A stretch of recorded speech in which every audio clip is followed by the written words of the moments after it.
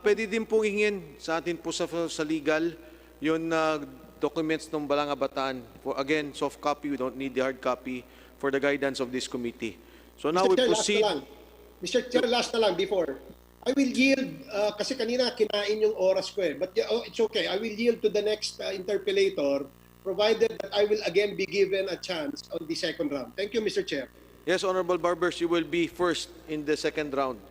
We now proceed to Deputy Speaker Marcoleta. Deputy Speaker Marcoleta, you have 30 minutes. Go ahead. Those in plenary will have additional 10 minutes. So 30 minutes for the Honorable Marcoleta. Salamat po, Mr. Chair. You can allow me a little time to just air my frustrations based on what I have observed during the last hearings and on the basis of the answers being given by our resource persons.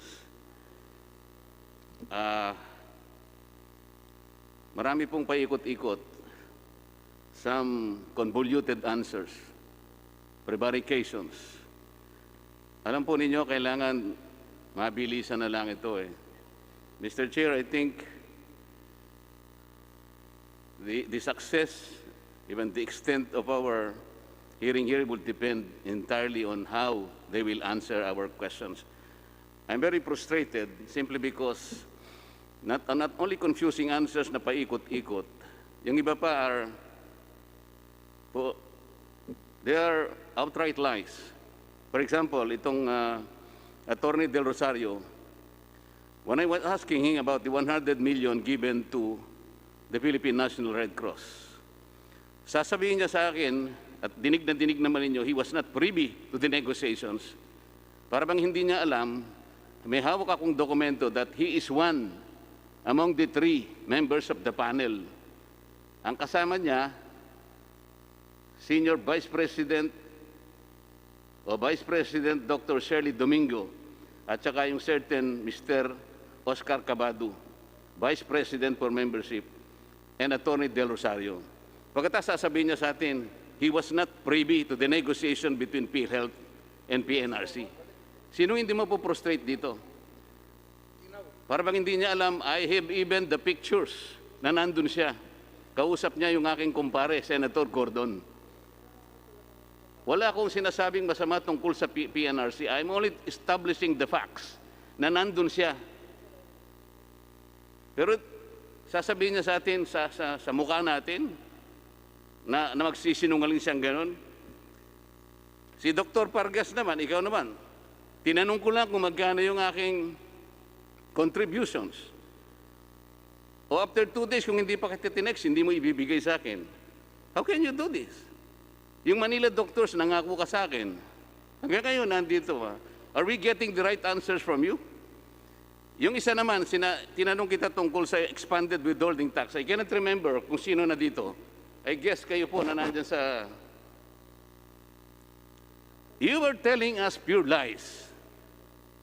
Ang sabi mo, yung mga health care institutions are the ones paying the expanded withholding tax. Di ba? You were collecting 2% expanded withholding tax. Hindi totoo yun eh. It was PhilHealth itself, because PhilHealth is the only withholding agent of the BIR. Hindi yung healthcare institutions. Okay? Magkano ang binayad ng PhilHealth? Sinabi na rin ng pagtatanong ni Congressman Barbers, 156.7 million. Kayo ang nagbayad. Pagkatapos, magsisinungaling kayo. Ano makukuha namin na mabuting sagot kung ganito ang gagawin ninyo? Ang sabi ni Dr. Atty. Del Rosario, isa lang ang departamento. Parang hindi niya alam, may dokumento ako, 4 ang departamento niya. May I start with you, Atty. Del Rosario, nandiyan ka ba? Yes, Mr. Chair. Can I comment on some points raised by the... You have no right. Tinatanong ko lang kung nandiyan ka pa. Thank you, sir. Magaling kang magpaikot eh. And I warn you, kung ano lang tinatanong ko, yun ang sagutin mo. Huwag kang magpapaikot dito. I think, Mr. Chair, we should already advise them that right now, We're working on a complaint for plunder, malversation, and charges of administrative offenses and so many things.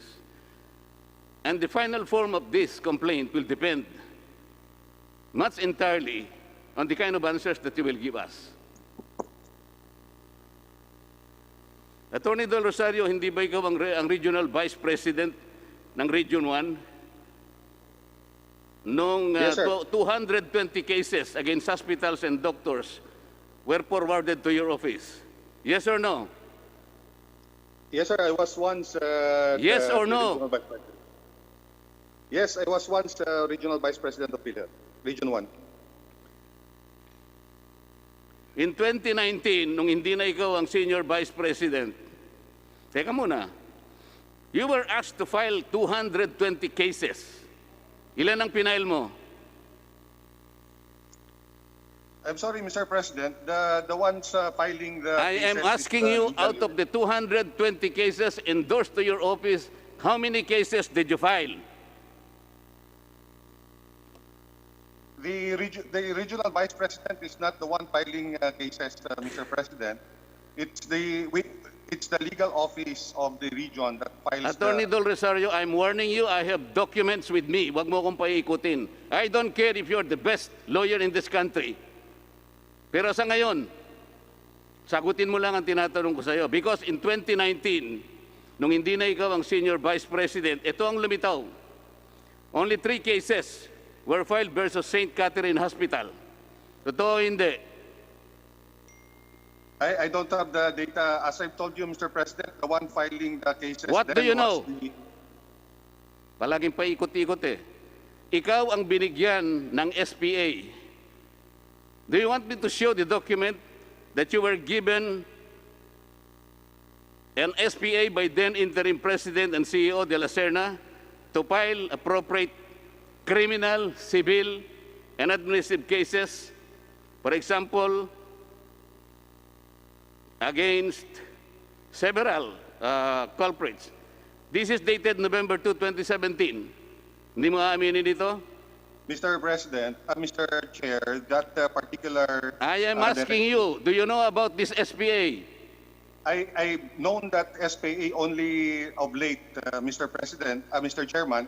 I've not seen that that particular document was forwarded directly to I the am asking you unit. if you know this because this is an SPA issued to you by Interim President CEO de la Serna, dated November 2, 2017.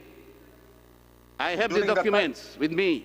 Yes, sir. I've already seen that document, but Oh. I cannot remember seeing that document in 2017, Your Stop. Honor, Mr. Chair. There was even an endorsement dated 13 September 2017 for the filing of criminal and administrative case against a certain Dr. Martin Corpus. You know this document, don't you? I've seen that document on. Do you know this document? I'm not asking you whether or not you saw the document. Yes, Your Honor. Paikot-ikot ka. Ito, Mr. Chair, ang problema sa taong ito eh.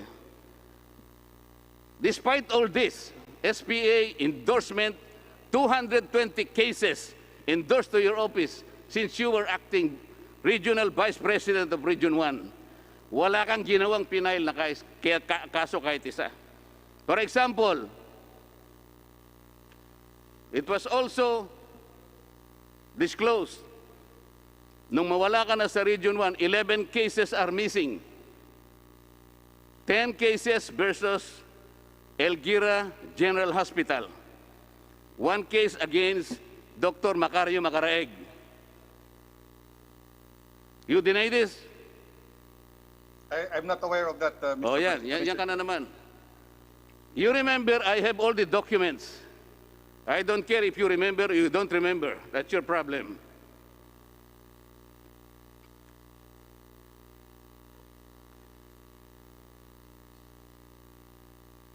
Meron kang pinirma.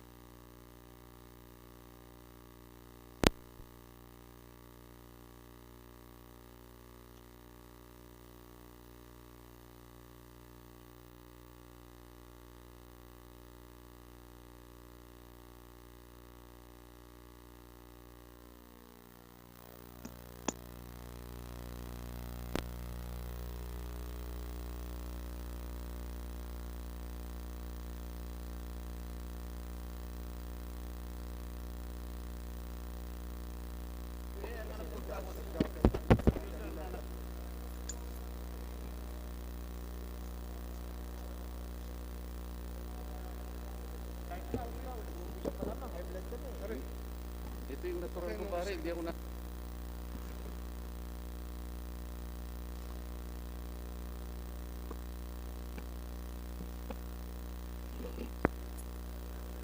Okay? Session resume. Oh, para hindi ka naman, baka mamaya magmalingger ka na naman, ano? Meron kang memorandum number 2018-14. You directed each and every provincial regional office to file at least one complaint per quarter. Itong memong ito'y ginawa mo, Attorney Del Rosario, after certain operational audits, fact-finding investigations, nakalagay sa memo mo that there are certain facilities and professionals that are acting against the interest of the PhilHealth Fund. Kaya ang ginawa mo, gumawa ka ng memorandum, you ask all the regional offices to determine and ascertain those people, those culprits, identify all them. Parang ang ganda, no? To protect the interest of the PhilHealth Fund. What is the reason why you gave them a quota of only one criminal case per one quarter? What is the logic for making or putting a quota or any limitation? Sir, that quota is the minimum. Kasi napansin ko po nung pag-assume ko dito that ever since PhilHealth was created, there were only 11 complaints, criminal complaints filed. And I reviewed the cases, and all the criminal complaints were filed by the central office. So there was actually a confusion whether who will file the criminal complaints. So I issued that memorandum, but at the same time, I recognize the limitations of the regions pertaining to their capacity to process all these cases. Attorney So Del that's why- Rosario, Yes, sir. alam niyo po dito sa session, si Congressman Marcoleta, Congressman Barsaga, hindi na po dapat sila nagpupunta rito because of the COVID. The least you could do, Attorney Del Rosario, while conducting Zoom, at nandyan naman po kayo sa Zoom, i-on nyo naman po yung video nyo para nakikita kayo ni Congressman Marcoleta habang nag-interpolate siya. Thank you, Mr. Marcoleta. Chair. Kahit hindi ko na siya nakikita, Mr. Chair, mas okay pa sa akin eh. Importante lang sa akin, sagutin niya ng matino yung tinatanong ko. So ang sinasabi mo, Attorney Del Rosario, Yes, sir. ikaw pa lang nag-determine. Gaano ka kasigurado na yung determination mo, that's only one filing of one case per quarter, yun ang tama to protect the interest of PhilHealth? Bakit naman? No, that's the minimum, Mr. Chair. Sino nagsabi sa yung minimum? Who told you? Kasi, sir, Who instructed you to give that minimum? Why not 5? Why not 10? kasi yung ano ko kasi, sir, during that time, wala pong... No. napapile. Sinong nagsabi sa'yo, who gave you the guideline na kinakailangan isang kaso lang per quarter? Can you imagine? One filing of case for 3 months? Sino ka para i-determine mo sa sarili mo na yun ang minimum? Why work for the minimum? Why not maximize the opportunity of being able to determine all those culprits in order to defend and protect the funds of PhilHealth? Huwag ka na mga twira na kung ano-ano. So, ikaw pa lang nagdi-determine. Yung pa lang mabuti sa PhilHealth. That is the way to protect the funds of PhilHealth. Kailangan isa lang na case ang i-file in 3 months' time. Mr. Chairman, Hindi ko alam kung anong logic meron ka, attorney. Ha? Mr. Chair. Teka muna, I'm not asking you anything. Okay, sir. Proceed, sir. Sorry.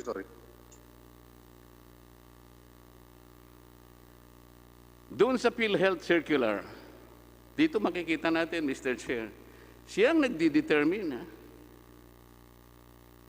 Wala kang sinabi na ang board ang nag-advise sa'yo. Not even the board, not even the EXICOM. Only one person, Mr. Chair, has the power to determine kung sino at ilan ang ipapile na case. Sus Maria Josep na buhay ito. Doon sa PhilHealth Circular 2020, balikan natin yan, 0007. Merong effectivity doon napansin ko lang kagabi nung nire-review ko to Do you know the effectivity of that particular circular, Attorney Del Rosario? If I remember it right, I think it's March 20 or 21, Your Honor, Mr. Chair. Narinig mo yung sagot, Mr. Chair? Why did you say it took effect on March 31? 21 yata, 21 po yata. I don't have the document right now, Mr. President. Wala ka Mr. palang Chair. dokumento. Bakit sinasabi mong March 31 what? What year? 2020? Sir, are you referring to the IRM circular, Mr. Chair? I am talking about PhilHealth Circular 2020. Ito yung IRM. COVID-19 Okay, ito. Kabisado mo ito Bakit mo sinabing March 31, 2020 ang effectivity? Why? Hindi, sir. Ang sabi ko, sir, ang alam ko March 20 or March 21. Ang sinasabi ko sa iyo, merong effectivity itong circular na to. Ang tanong ko sa iyo, do you know when did this PhilHealth circular take effect? I think nakalagay po dyan, effective immediately, Your Honor. So hindi mo kabisado? I'm You not tell sure me, about I will the help date. you. Hindi mo kabisado? Thank you, sir. Thank you. Oh, it takes immediately from its publication in a newspaper of general circulation and take note, 3 copies, certified copies, to have been furnished to the Office of the National Administrative Register of the UP Law Center. When did you or PhilHealth furnish the Office of National Administrative Hospital of UP? When? When did Honor of UP Law Center receive the 3 copies from PhilHealth? Sir, it's not my office that is in charge of that. So maybe we can ask the sector in charge. Maybe ka na naman You are the Executive Vice President ng legal sector. You have worked for PhilHealth for 20 years or so. Pati lang itong effectivity. Ito na naman, paikot-ikot ka na naman. Alam mo ito Do I need to tell you or give you the document? Ako mismo Sir. ang ang nag-search Sir, during the Senate hearing, it was mentioned that it was only in June that PhilHealth provided copies to the Honor. So what day in June? What day in June? If I remember it right, it's June 11, yung document shown by Senator Lacson. Alam mo na yun Magmamali ka pa June 11, hindi 7. Do I June need to 11 correct you every time? I said June 11, Mr. Chair. Okay. So ngayon, alam natin, ito palang IRM took effect legally June 11, 2020. So what happened to the funds that you disbursed prior to this date? What? Sir, it appears that the requirement of the circular was not satisfied as to the requirement to furnish the... What kind of answer is that? Are you a lawyer? Talaga ba lawyer ka? June 11, nung magkaroon ng kopya ang owner of the UP Law Center. Meaning to say, doon lang nag-take effect yung yung circular 2020-0007. Alright? Ang tinatanong ko sa iyo, what happened to the funds disbursed prior to this date? Let's say March, April, May, and June 10. What happened to those funds? Sir, it would appear that those funds were not released based on the prerequisites set by the circular on the publication and the furnishing of copies to the owner. What? Can you speak better than that? Do you have a better explanation than that? Napakasimple ng tanong ko eh. Ano ngayon ang mangyayari doon sa pondo na nirelease ninyo prior to the effectivity of this circular? So it is without authority, it would appear, Mr. Chair. Anong sabi niya? Without authority. Oh, so walang authority. Then what happens to you now? To all of you? Illegal. O illegal? Okay. Mabuti yan nagsasabi ka na ng totoo ngayon. Ako yun. Ako nagsabi nun. Honorable Marcoleta. Ah, ikaw ba? Oh, pasagutin natin sila. Do you agree to the statement of the chairman? Illegal? Oh, hindi na makasagot. Are you asking me? Yes, Mr. I agree with Oh, the illegal, chairman. di ba? Illegal na. It did not comply. Tinatanong With, lang kita, illegal na, di ba? Yes, I Simple, agree, Mr. simple. Chairman. Attorney Del Rosario, simple lang po sagot. Illegal po ba? Hindi. Yes, I agree, Mr. Chair. Ano sagot, Na- Mr. Chair? Sabi niya, yes, I admit, I am pretty certain. Is that correct? I agree with the chairman that it's illegal. Oh, Was that properly recorded, Mr. Chair? yes, Honorable Marcoleta, it was on record. Thank you. Attorney Del Rosario, bilang isang napakahusay na abogado, ikaw ba naniniwala na ang COVID-19, alam mo siguro yung COVID-19, hindi ba? Alam mo ba yung COVID-19, Attorney Del Rosario? Yes, Mr. Chair. Okay. Kailangan makasiguro tayo, Mr. Chair. Masyadong madulas ito eh. Is COVID-19 can be considered a fortuitous event within the meaning and objectives of PhilHealth Circular Number 2020-007. Huwag kang sasagot ng hindi mo naintindihan.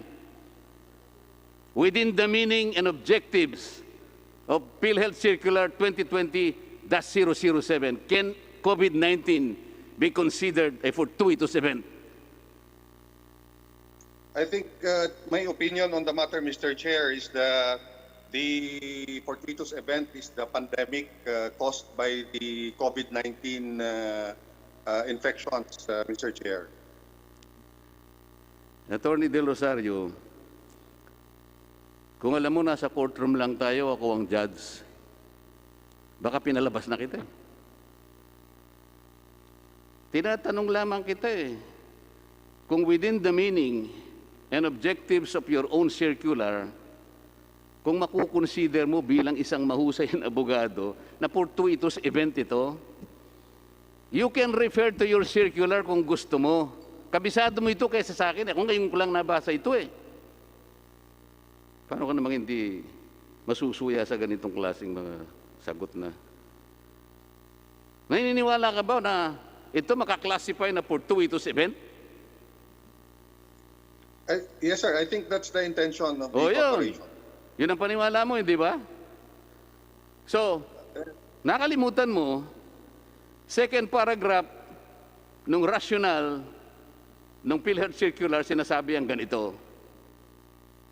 Act of God, like floods, typhoons, di ba?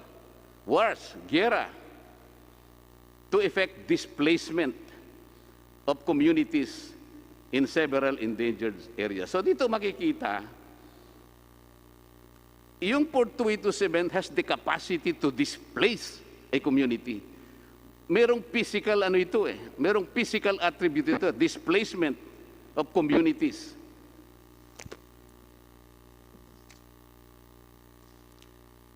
Under objectives, nakalagay, to provide aid to healthcare institutions in rebuilding their critically damaged healthcare systems. Physical ang pinag-uusapan dito eh. Pagkatapos, hiningam ka pa ng description or photo of the effects of fortuitous event. Nakikita mo ba yung COVID-19? Attorney Del Rosario? Do you see the enemy? No, sir. Only Oh, the eh, effects. kinakailangan ng photo rito eh. Paano mo lilitratuan si COVID-19? Hindi mo nga nakikita eh. Pagkatapos, nandun pa, explicitly mention if majority of the claims under the HCI's custody were totally destroyed. Anong ibig sabihin nito? These are collection of words and phrases that denote that something was damaged, physically damaged. Kaya nga kailangan yung IRM eh. Kaya kanina tinatanong kita kung klasifikado nga na fortuitous event. Yes sir lang ng yes sir, pero hindi mo naintindihan ang sarili mong circular.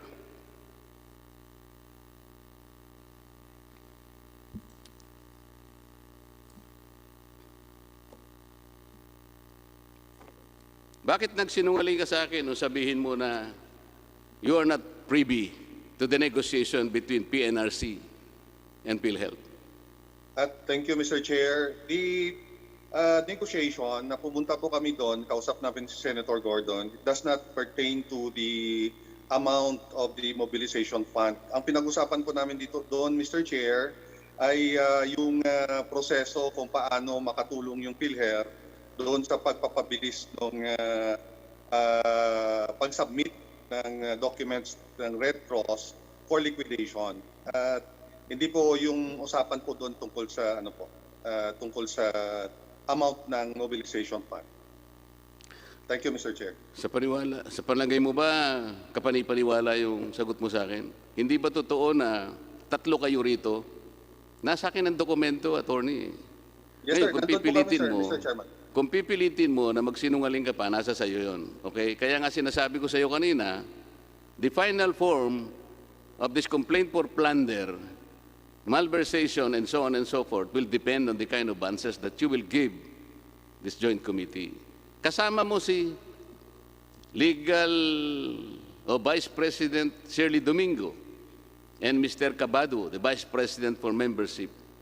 Noong inegotiate ninyo, kayo ang panel. Pagkatapos, directly magsisinungaling ka sa amin.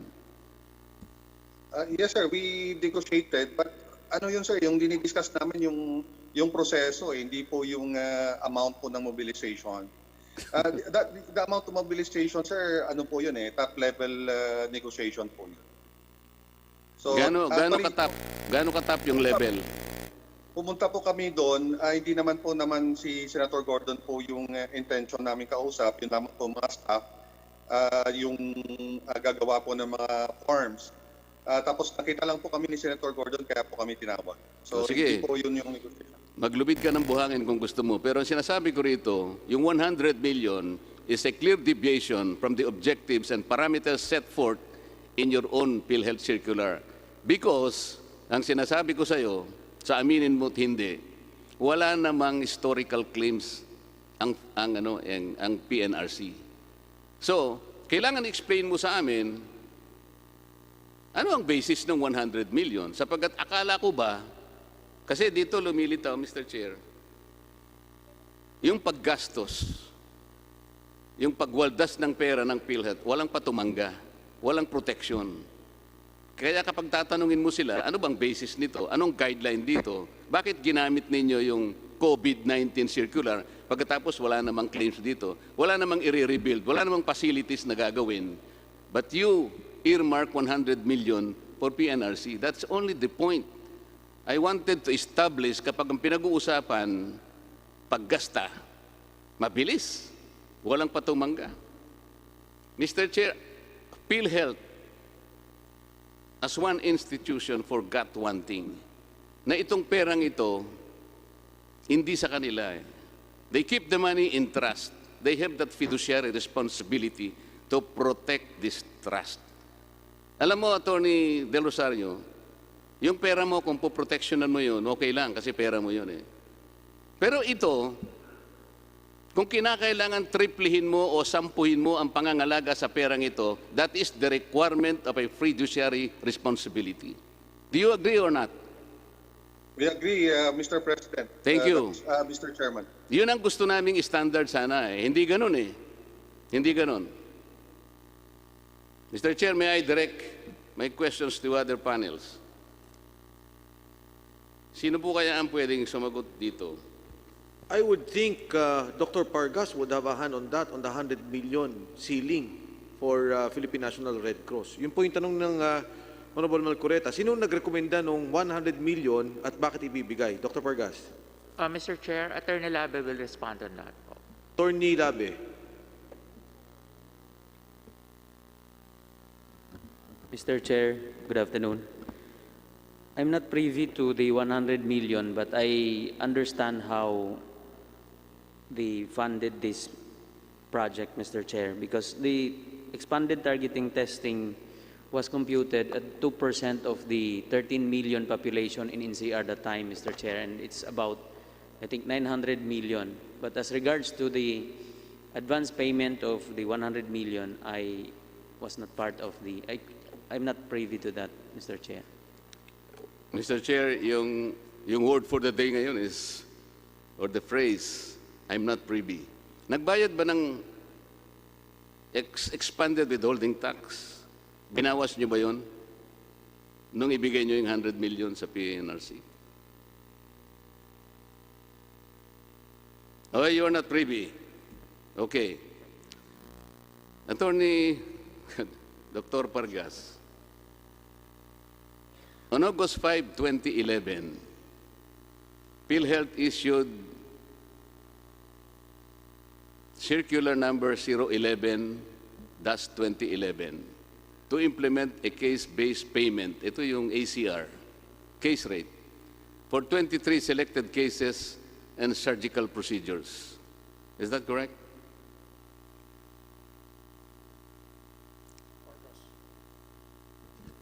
Yes, Mr. Chair.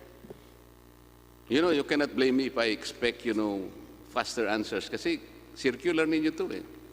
Ako, 2-3 araw ko lang nabasa ito eh. But I can commit them into memory if I want to. It was signed by our President then on August 5, Mr. Chair. Yeah, that is correct. And in this circular, it says that it should be reviewed every 6 months. Is that correct?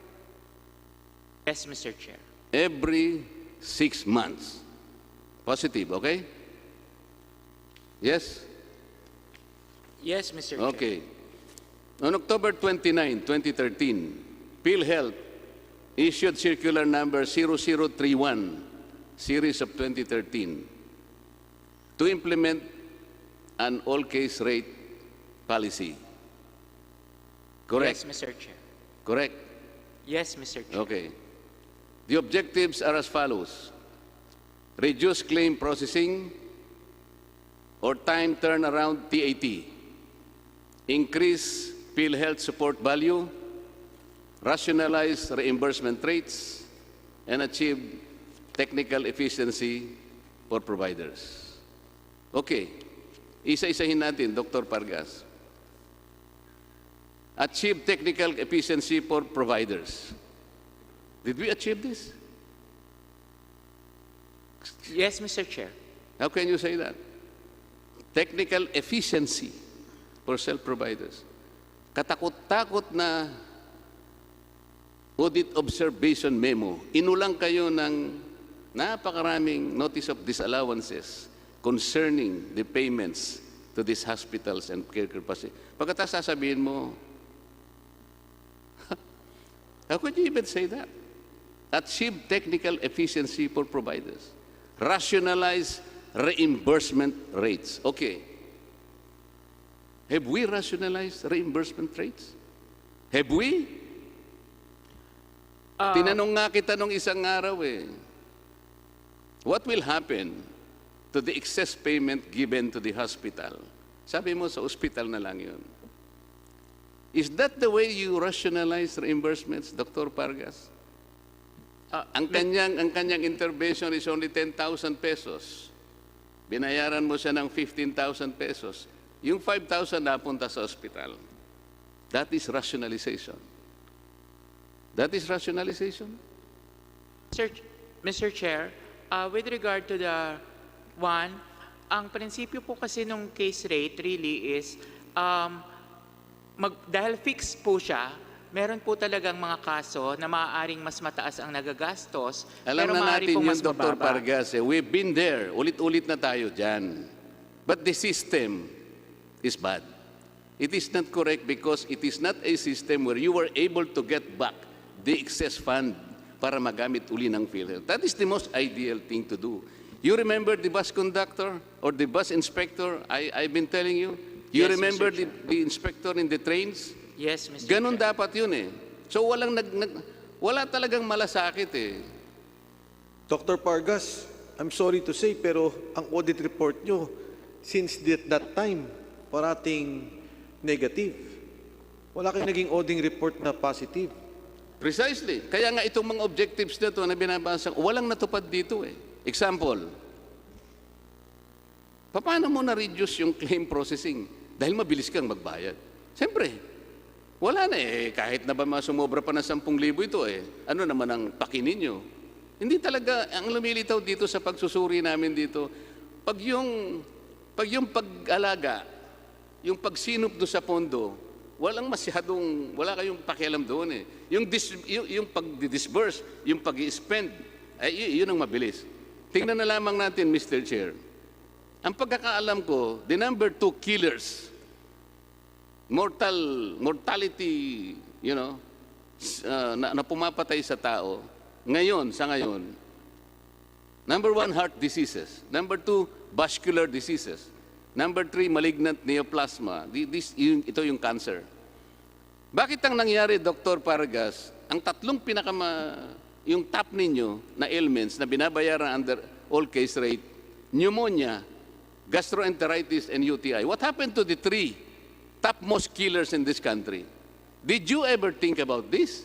Did you adopt a study? Mukhang talagang walang pag-aaral dito. Somebody have been telling me na ito po talagang minadali. Now we are able to confirm all this. Even by way of your answers, you are not able to reply to us with certainty, with conviction, and in all honesty, I am frustrated with the answers that you are giving us. Ang gusto ko lang kaya ako nagpunta rito, Mr. Chair, I wanted to see that Attorney Del Rosario. I want to tell him in his face how frustrated I am in giving me all these answers, these silly answers.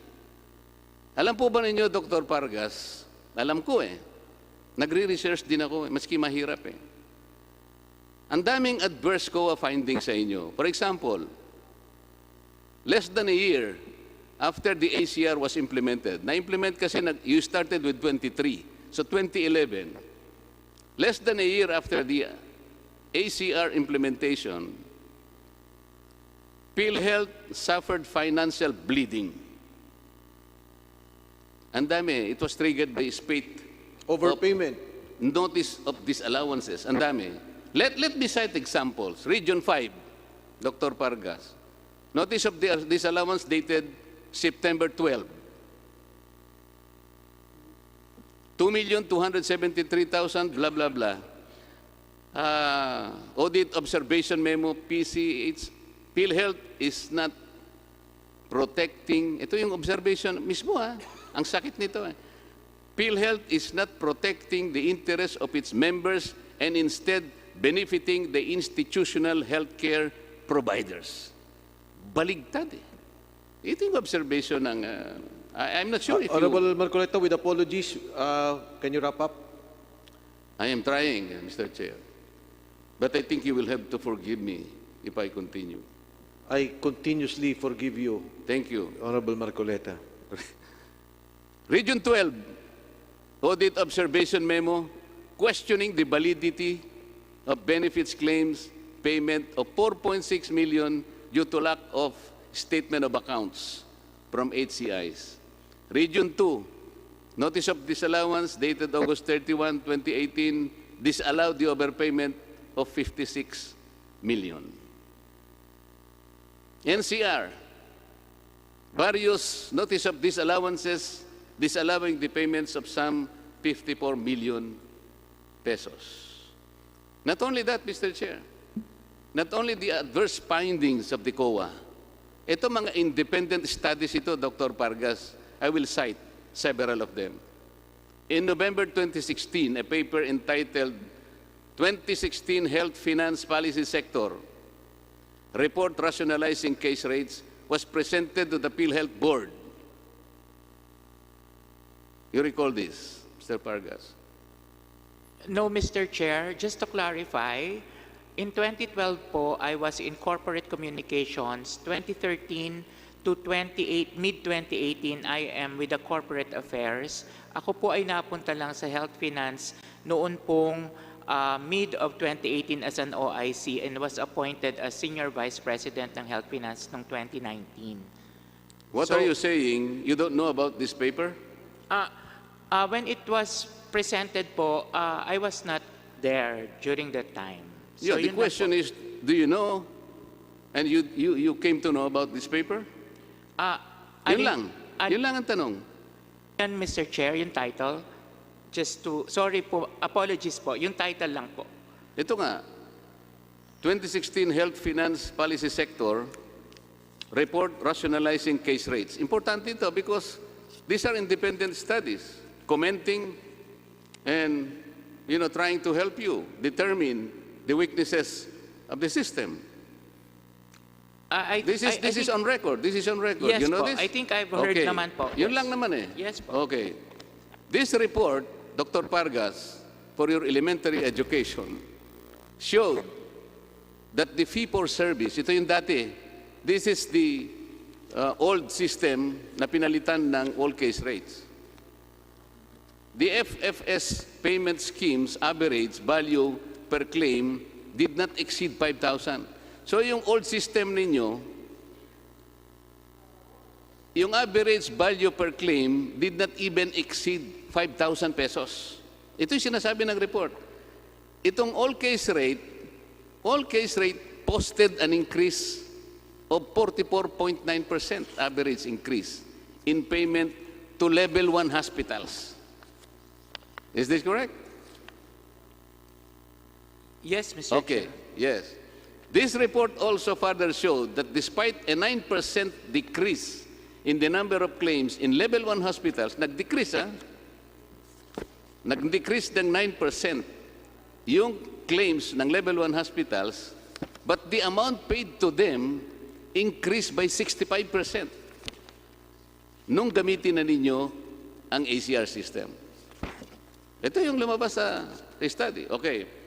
The same report, Mr. Chair, disclosed also that an overpayment in more than 1/4 of the total claims, 1/4 ng total claims in 2016 ay nandoon. And it resulted in overpayment of about 2.6 billion pesos for the same year. Ito yung sinabi ng study. Okay? Ito pa. Also, in November 2016, in Davao City, merong in-house actuary na nag-present ng report entitled, this is the title of the report, Towards NHIP, ito yata yung National Health Insurance Program, Sustainability, Fiscal Year 2016 to 2025. It was presented at the PhilHealth Regional Consultative Meeting. You know about this? I would recall, Okay. Mr. Chair. So ang ang factual lang talagang, it did happen talaga. There was a paper presented in such a gathering, right? I would suppose so, Mr. Chair. Okay. This report, Dr. Pargas,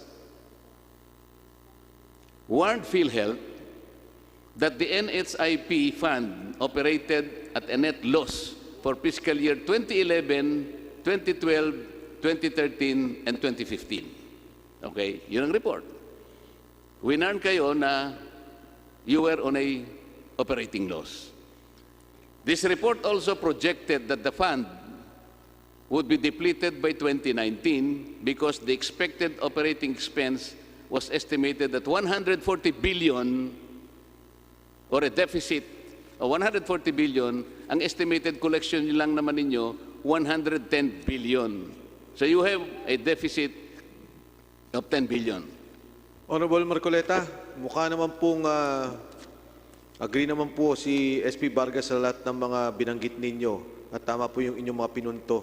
I'll give you time to wrap up and the next is the Honorable Rimulya. Sa likod nyo lang po ang kagalang-galang boy Rimulya. Yes, sir. Pero ito namang si Congressman Rimulya kasi kaibigan ko naman ito talaga. Pagpapasensyahan ako nito. Isa na lang kasi pong Sige po, Honorable Marcoleta. Dr. Pargas, in 2018, mas importante itong mga independent studies na to eh.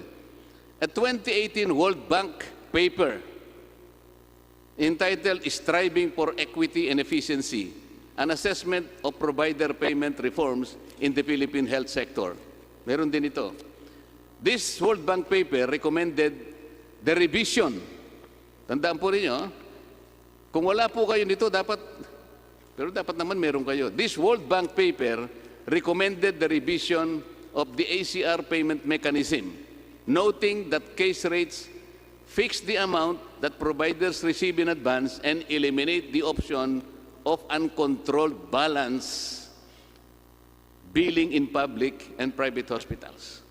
Ito yung dapat ninyong makita. It further noted that when PhilHealth switched to case rate payments, it failed to put in place a cost control mechanism. Ito yung pinakamabigat.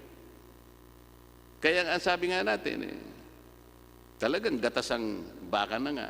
Ito, tatagalog ko yung isa para mas matindi. Sabi pa nito, ang dalawang pinaka-importanting aspeto ng polisiya ng ACR or all case rate, maganyak ang tagabigay ng serbisyo na maging technically efficient at maprotektahan ang mga pasyente sa mga panganib na pampinansyal na hindi matutupad sa paraan ng pagkakadisenyo ng ACR policy. Ang konklusyon, mismong na-request na gawin para sa PhilHealth at DOH, at ang payo kay DOH ganito, the fundamental shortcoming in the way the case rate payment mechanism has been implemented is exactly the same as the PFFS. Ito yung nakaraan, with the ACR payment serving merely as a discount off the hospital service charge. Napakasakit po na ito. Pero ito, these are all, I'd say, mga guidelines na binigay sa inyo, pambukas isip sa inyo, pero balikan na kita, tuhuli na po ito sapagkat marami pa akong itatanong, pero second round na lang ako. The last hearing, Dr. Pargas, sabi mo sa akin, sa lahat ng nangyayaring ganito, the structural deficiency in the system of collecting the balances, kung meron man, sabi ko, pinag-aralan mo ba? Ang sabi mo sa akin, aaralin nyo pa lang. Paano nangyari yon? Yung inyong policy, dapat every 6 months inaaralan nyo. The independent studies, sinabi na sa inyo ang deficiency, even the World Bank. Pagkatapos sinabi mo sa akin noong nakarang araw, aaralin nyo pa lang. You started in 2011. 9 years later, sasabihin mo, Dr. Pargas, aaralin nyo pa lang. What will happen to the fund? What will happen to the fund? Mr. Chair, I will reserve my right for the second round. Thank you very much. Honorable Remulla, before we proceed to Honorable Marcoleta, before we proceed to Honorable Remulla, napansin po kasi ng mga media, nagsasabi po kayo nung filing of a plunder case. Gusto ko lang po linawin, with your indulgence, yung pong napag-usapan natin na we as a committee, the Good Government and Public Accountability and the Committee on Public Accounts may decide to be part of the filing of cases against PhilHealth officials and yung po mga healthcare providers that we deem are part of the scheme to defraud PhilHealth of funds. Tama po ba yun? That is correct, Mr. Chair. Thank you, Honorable Marcoleta. We now proceed to the Honorable Remulla.